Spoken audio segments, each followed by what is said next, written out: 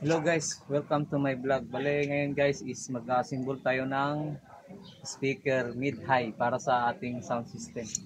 Ayan guys, bale nakating na natin siya lahat. Bale ngayon assemble na natin siya guys. Bale hindi ko na pinakita yung paano pag-cutting guys kasi mahaba masyadong videos. Bale ang gagawin natin is bibidyoan natin yung paano pag-assemble ng speaker guys, paano pagbuo. Ayan guys, bale inuna ko yung kanyang mukha guys, yung lalagyan ng bullet. Ayan, bale ayan, pinuporma ko na siya. Ayan, ginamitan ko siya ng nail gun. Ayan, inuna ko yung mukha at saka yung sa ilalim na kwan. Tapos sunod natin yung siding, unang siding niya. Ayan, bale ginaguhitan ko siya ng ginalagyan ko siya ng linya na media para sa allowance sa harap guys, para sa design. Ayan, tapos nilagyan ko siya ng stick wheel. Ayan, kali yan, gagamitan ko ng nail gunner. Yun o.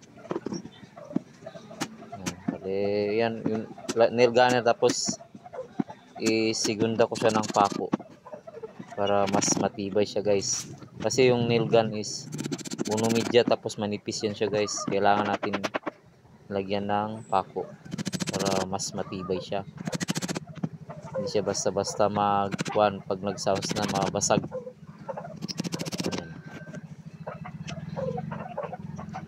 Ayan, ginugutan ko siya para perfect yung pagkalagay ng pako, hindi magkuhan sobra-sobra, magsablay. Ayan, full wheel, kumbaga sa welding, full wheel din siya guys, hindi siya mabasag pag nag-sounds na. Ayan o. Ayan, next yung kabilang siding na naman guys. Ayan, ginasukat ko siya ng kwan para sa kanyang allowance sa harap. Ayan, media lang yung sinukat ko dyan guys, para dyan sa harap niya. Lagyan ng stick wheel para dikit na dikit, hindi siya basta-basta matanggal pag nagbabibrate na siya guys, pag nagsa-sounds na. Yun o. Mas maganda talaga mag-assemble guys pag may nail gunner. Kahit ikaw lang mag-isa, kayang-kaya mo siya i-assemble. Sigundahan ko naman siya ng pako para matibay. Yung pako na finishing nail, yung walang ulo. Yun.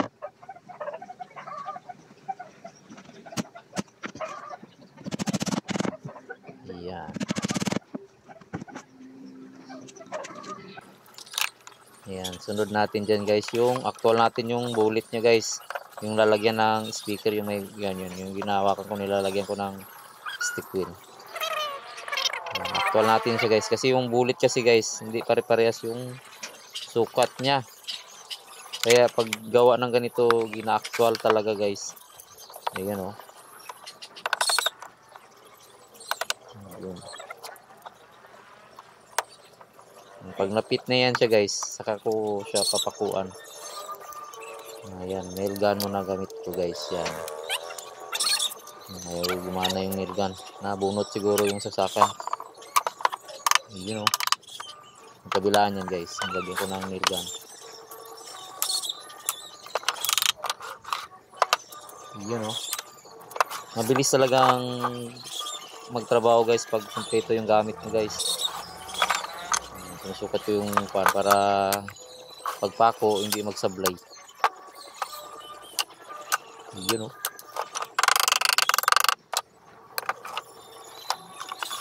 Yan, sunod yan is yung cover sa taas.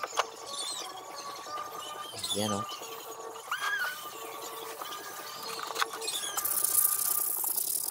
Yan, tinanggal ko tapos niliya ko para maganda yung kapit ng stick wheel.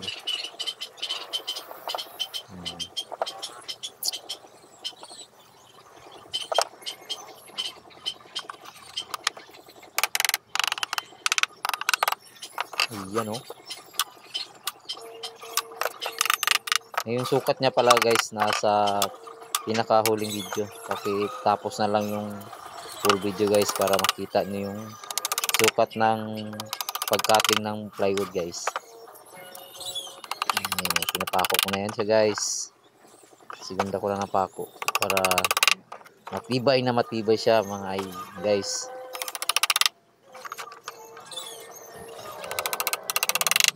Yun o. Full weld na yan.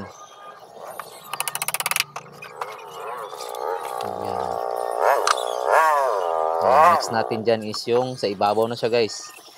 Ibabaw yan. Lagyan ng stick wheel para makapit.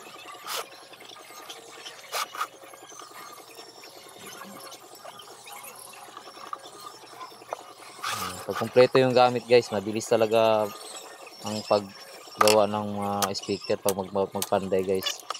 Yun ang kagandahan ng kumpleto ang gamit. Yun, nabusan ng bala yung nail gunner ko. Yun o. Full weld na yan. Segunda na lang pako na unang media, finishing nail.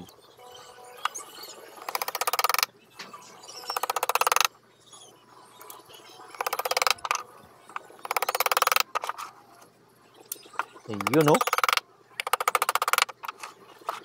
Yan, galit tapos na yan siya guys.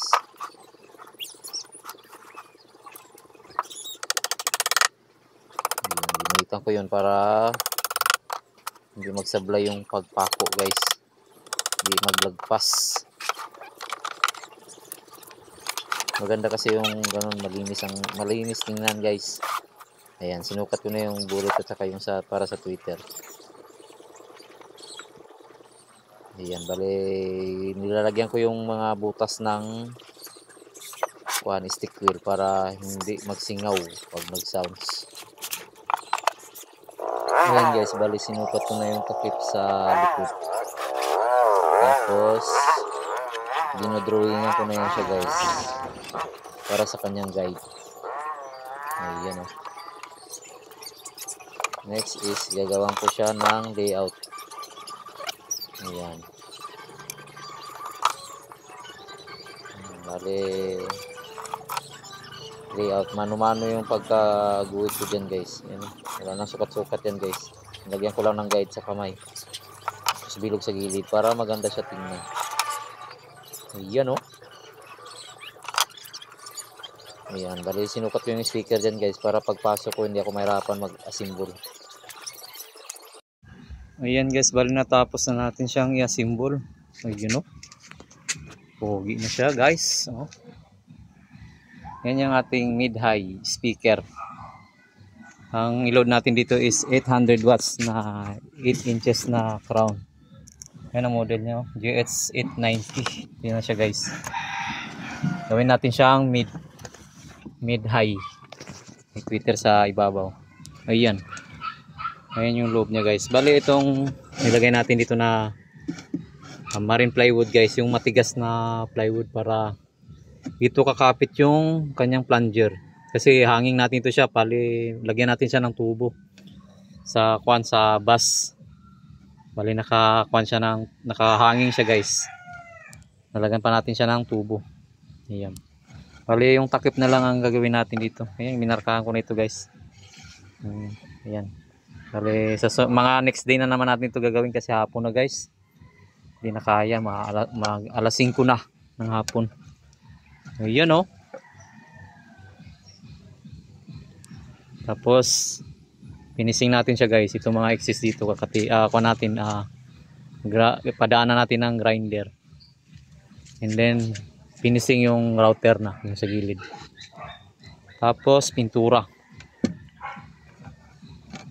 natin. Lagyan natin siya ng ano yung tinatawag na flexiban. Siminto ang natin. Ihalo doon sa flexiban guys. Ayun o. Tapos yung sukat niya pala guys, ito guys. Yun yung ginawa natin na lapis kasi kaya hindi maklaro. Ito yung kanyang mukha guys. Bale ang sukat niyan is 13 by 19 inches.